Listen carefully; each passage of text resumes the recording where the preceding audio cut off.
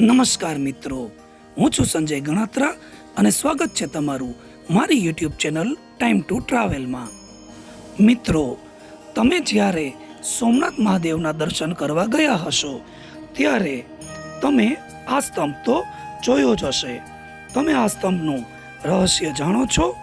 પથ્થરથી બનેલો આ સ્તંભ સોમનાથ મહાદેવ મંદિરના પરિસરમાં સમુદ્ર તરફ આવેલો છે અને તે બાણસ્તંભ તરીકે ઓળખાય છે। શ્રદ્ધા, ઇતિહાસ અને ભૂગોળને એક સાથે જોડનારા આ અનોખા બાણસ્તંભનું રહસ્ય હવે આપણે જાણીએ।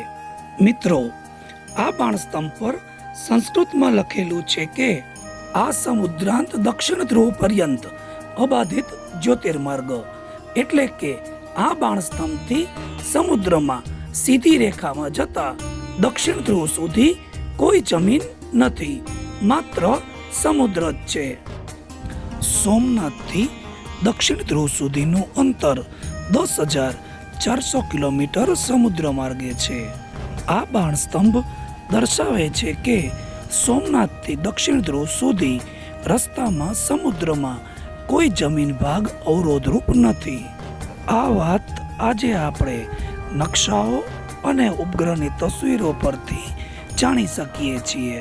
હવે જ્યારે તમે સોમનાથ મહાદેવના દર્શન કરવા જાઓ ત્યારે માત્ર દર્શન જ નહીં પરંતુ આ સ્થળની પણ મુલાકાત લેજો। મિત્રો, આ વિડીયો તમને ગમ્યો હોય તો લાઈક કરજો, શેર કરજો અને કોમેન્ટમાં જય સોમનાથ લખજો। ફરી મળીશું નવા વિડીયો સાથે। Good bye.